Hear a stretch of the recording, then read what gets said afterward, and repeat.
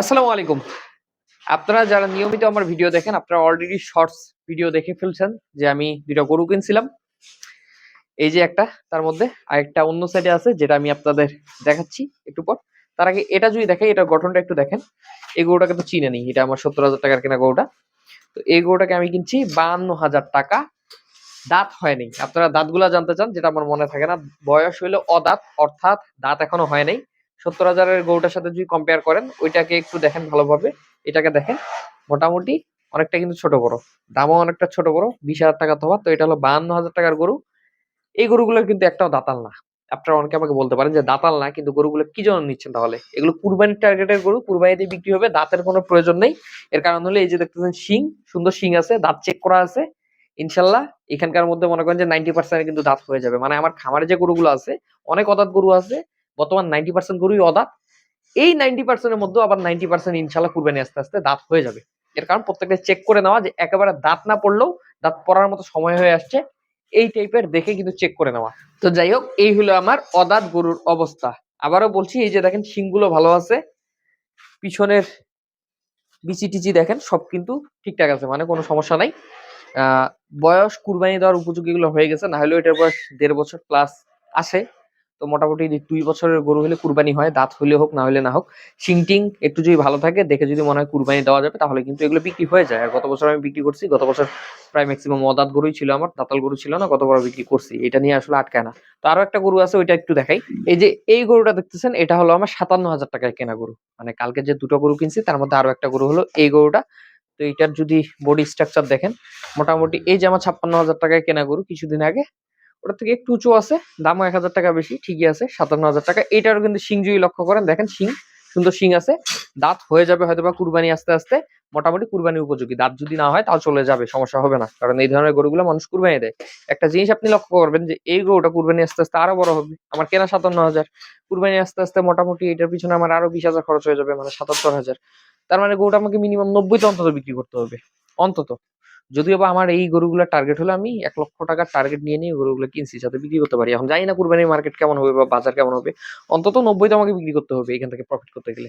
তো একটা মানুষ ৯০,০০০ টাকা দিয়ে যদি একটা গরু কিনে, আপনি নিজেই ভেবে দেখেন যে অনেক মানুষ আছে আপনার সামর্থ্য কম, ছোট গরু খুঁজে। আবার অনেকে আছে গোটা গরু কুরবানি দেয়, মানে ৫ জন ৭ জন মিলে দেয় না, একাই একটা গরু কুরবানি দেয়। তাদের বাজেটটা থাকে ৯০ থেকে বা ৮০ থেকে ১,০০,০০০ টাকার মধ্যে।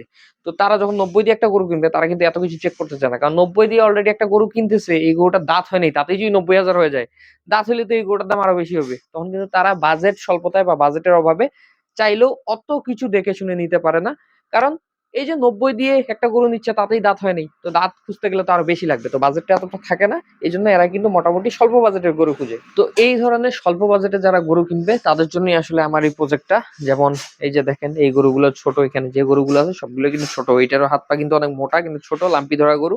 ইনশাল্লাহ কুরবানি আস্তে আস্তে সুন্দর হয়ে যাবে এটা, এই জন্য এটা কমে পাওয়া। তারপর এই পাশের গরুটা দেখেন ছোট, কিন্তু অন্য সাইডে আমার এই পাশের গরুগুলো কিন্তু বড় গরু। আমার যদি এই সাইডে যদি পুরো শেডের গরুগুলো দেখেন, এগুলো কিন্তু মোটামুটি সব বড় গরু।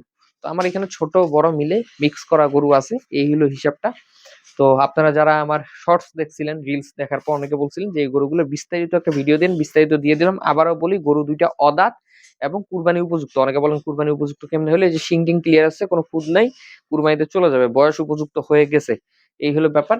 আর পাশাপাশি আরো একটা জিনিস যেটা আপনারা প্রশ্ন করবেন, এই জায়গায় একটা অসুস্থ গরু ছিল, সাদা কালারের গরু, যে গরুটা এখন নাই। আপনারা অনেকে বলতে পারেন যে ভাই ওই গরুটা আপডেট কেন দিলেন না? ভাই ওই গরুটা নিয়ে আমি অনেক কষ্ট করছি, অনেক ঘাটাঘাটি করছি। একজন ভেটেরিনারি সার্জন পরপর ৩ দিন এসে নিজে ওইটার, মানে আমি কিভাবে কি করতেছি সবগুলা উনি দেখে গেছে। মানে সবসময় দিক নির্দেশনা তো দিছে, এমনকি ওটাকে অবজারভেশনের মধ্যে রাখতো। এই যে এখানে একটা স্লাইন আমি কিন্তু প্রত্যেকদিন ঝুলাই দিতাম, দিয়ে গরুটা প্রায় আমি ১ সপ্তাহ আনার পর ১ সপ্তাহ কোনো খাবার খায়নি, স্লাইন দিয়ে বাঁচায় রাখছি। ৭ দিন ৭টা স্লাইন দিছি গরুটাকে, ওই স্লাইন দিয়েই শুধুমাত্র বেঁচে ছিল। অ্যামাইনোভিট যে ইনজেকশন ৫০০ ml এর যে ভায়াল গুলো, ওগুলো ২টা দেওয়া হয়েছে ওটাকে ইনজেকশনের মাধ্যমে। মানে ওটার কোনো চিকিৎসার কোনো কমতি রাখা হয়নি। পাশাপাশি ভেটেরিনারি সার্জন উনি যেইভাবে ভালো বুঝছে, যেইভাবে করে ট্রিটমেন্ট করলে ভালো হয়, নিজেও এসে সে ট্রিটমেন্ট করে গেছে। আমারটা তো চলছেই, মানে উনি যখন থাকে না তখন তো আমি যেটা করার করছি। এত কিছু করার পরেও গরুটা আসলে খাওয়ার মানে কি বলবো, খাওয়ার এনার্জিটা আসতেছিল না। তো অনেক বিবেচনা করে যেটা বোঝা গেল যে গরুটা সম্ভবত কোনো পলিথিন টাইপের কোনো জিনিস খেয়ে ফেলছে, যেটার কারণে তার ভিতরে কিছু একটা আটকে আছে, সে কোনো খাবার গ্রহণ করতে পারতেছে না। মানে তার খাবার গ্রহণ করার মতো কোনো অপশন নাই। কারণ তার রুচির কোনো সমস্যা না, তার অন্য কোনো সমস্যা না, যেটা আমরা ১ম এ বুঝতে পারিনি। আমরা ভাবছিলাম বদহজম বা অন্য কোনো সমস্যা, কিন্তু ছিল না। এর মূল সমস্যা ছিল সে পলিথিন টাইপ কিছু খেয়ে ফেলছে। তারপর কৃমিমুক্ত করে গরুটাকে একবার ট্রায়াল দিতে চাইছিলাম, কিন্তু গরুটার এত পরিমাণ অবস্থা খারাপ, চোখগুলো সব সাদা হয়ে গেছে। মানে জীবনে কৃমিমুক্ত করে নাই। ও এমনিই খায়নি ৭ দিন ধরে। ওকে কৃমিমুক্ত করলে হয়তোবা গরুটা মারা যাইত। এইজন্য ওই রিস্কটাও নেইনি, কৃমিটা মুক্ত করে নেই। কৃমিমুক্ত করলে হয়তোবা রিস্কটা নিলে সুস্থ হওয়ার একটা চান্স থাকতো। কিন্তু এই রিস্কটা আসলে আমি নেই নাই। কারণ রিস্কটা নিতে গেলে গরুটা মারাও যেতে পারতো। যে রিস্কটা আমি নিতে চাইনি, নিয়েও নাই। গরুটা বিক্রি করে দিচ্ছি। গরুটা আপনার মানে মোটামুটি ভালো পরিমাণ লস হইছে। একটা মোটা অঙ্কের লস দিয়ে গরুটাকে বিক্রি করে দিতে হয়েছে। কিন্তু তারপরও আলহামদুলিল্লাহ, কারণ আপনারা জানেন আমি কিন্তু আরো গরু বিক্রি করছি, যেটা আপডেট গতকালকে আপনারা পাইছেন। তো মোটামুটি বিক্রি করতেছি, প্রফিট তো আসতেছেই। তো ২০ টা গরু বিক্রি করে ২০ টাকা প্রফিট করে একটাতে যদি প্রফিট নাও হয় বা লসও হয়, এটা মেনে নিতে হবে। কারণ এটা সুদের ব্যবসা না, লাভ লস মিলেই ব্যবসা। আর এই জন্য ব্যবসাটাকে আল্লাহ হালাল করছে। তো যাই হোক, ভিডিওটা বেশি বড় করবো না। ভিডিওটা ভালো লাগলে অবশ্যই আমার চ্যানেলটা সাবস্ক্রাইব করে রাখবেন। পাশাপাশি ভিডিওটাতে একটা লাইক দিয়ে রাখবেন। সবাই ভালো থাকবেন, সুস্থ থাকবেন। আসসালামু আলাইকুম।